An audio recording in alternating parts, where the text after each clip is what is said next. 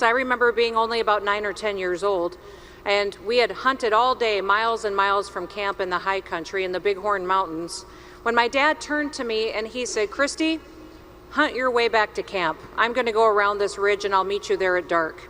And he disappeared over the ridge. Now, to a 10-year-old girl, this was terrifying. And as strange noises came and darkness fell, I had to rely on my instincts and my horse to find my way back to our tent.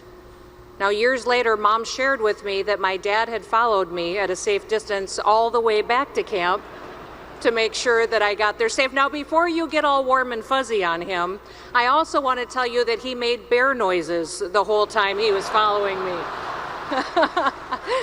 Scratching trees and growling at me, so, he made sure I lived, but he wanted me to be lived scared. But he made me stronger.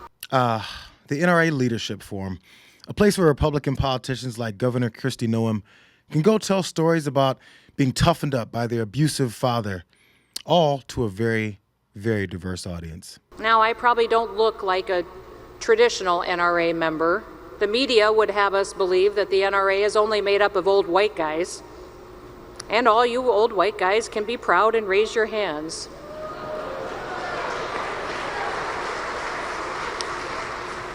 But there's a lot of other people, a lot of diversity within the NRA. Well, let me tell you something. I may be a mom and a grandma, but I am the NRA.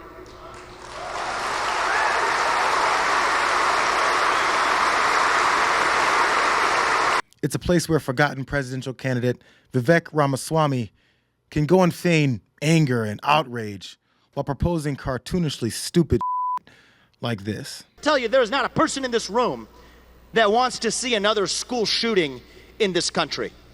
You want to have the courage to deal with it, then step up and deal with the actual problem. We have a mental health epidemic across America. You want to do something, you can ban social media and kids under the age of 15 or 16 before you take guns away from law-abiding adults in America. Or maybe this very serious plan. We need to go further. When you have an agency like that FBI that told Martin Luther King he couldn't have that concealed permit, that now tells conservatives effectively the same thing, politicizing the police state against them, you can't reform that from the top down.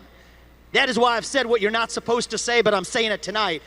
I will say it again. We will shut down the FBI and replace it with a police apparatus that actually respects the law instead of making it up. But they're all hoping to be so void of any ideas that can help any Americans that they can propose things that they know absolutely nothing about, but still not be questioned at all about their authenticity. Eliminate the Biden ATF's ridiculous pistol brace rule, which orders law-abiding citizens to register or surrender guns with stabilizing braces, right?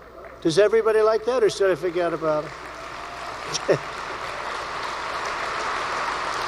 I don't know. They wanted me to put that in. I guess some people are happy with it. I don't know. Embarrassing. But as long as you toe that fine line between racism and racial slurs, you'll be just fine. Let's be very clear. The issue is not too many guns. The issue is too many thugs, hoodlums, and savage criminals on our street. That's really what the issue is. Dangerous time in the history of our country because of the power of weaponry. And I'm not talking about rifles now. You know what I'm talking about. The N-word. Can't use the N-word. 2 N-words you can't use. You can't use the nuclear word.